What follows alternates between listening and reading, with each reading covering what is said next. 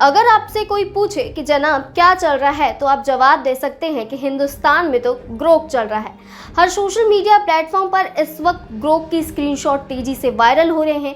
2029 में पीएम कौन बनेगा से लेकर क्या सोनिया गांधी बार डांसर थी, कुछ भी पूछो, ग्रोक बिना हिचक सभी सवालों के जवाब देता नजर आ रहा है।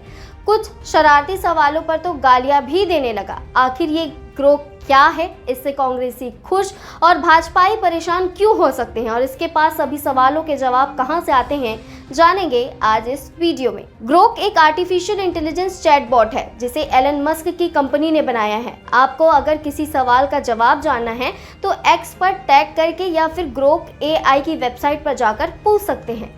अमेरिकी साइंस फिक्शन राइटर रॉबर्ट हिंडलेन ने 1961 में उपन्यास स्ट्रेंजर्स इन अ स्ट्रेंजर्स लैंड में ग्रोक शब्द का इस्तेमाल किया था, जिसका मतलब है दूसरों के लिए गहरी सहानुभूति रखना। ग्रोक के अब तक 3 वर्जन आ चुके हैं। फरवरी 2025 में इसका तीसरा वर्जन लॉन्च करते हुए मस्क ने दावा किया था कि ये पिछले वर्जन से 10 गुना ज्यादा पावरफुल है। मस्क ने एक इंटरव्यू में कहा, ग्रोक को व्यंग पसंद है और हल्का फुल्का मजाक करते हुए वो जवाब देगा। दूसरे AI सिस्टम जिस तरह के जवाब देने से बचते हैं, ग्रोक उनके भी जवाब देगा। लेकिन ग्रोक ने ऐसे क्या जवाब दिए जिससे एक्स पर इतनी चर्चा छिड़ गई है?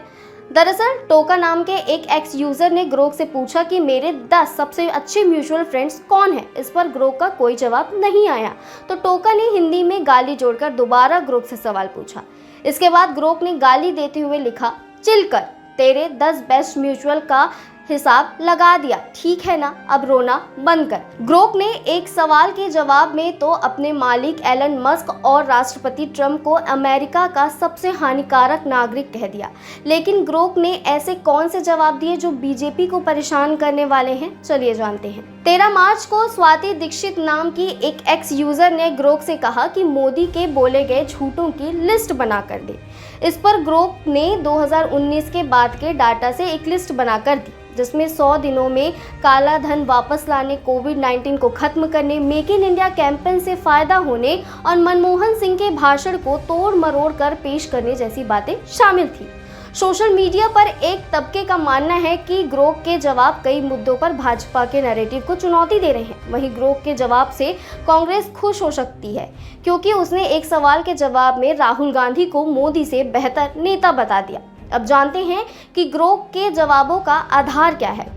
ग्रोक 3 को एक XAI नाम के कोलेसिस नामक सुपर कंप्यूटर पर ट्रेनिंग दी गई है। जैसे ही आप उससे कोई सवाल पूछते हैं तो सबसे पहले अपने ट्रेनिंग डाटा का इस्तेमाल करता है। इसके बाद अपने जवाब के हर स्टेप में रीजनिंग का इस्तेमाल करता है, गलतियों को सुधारता है और फिर डीप सर्च जैसे टूल्स की मदद से सोशल मीडिया प्लेटफॉर्म और इंटरनेट से रियल टाइम अपडेटेड जानकारी को भी जवाब में शामिल करता है।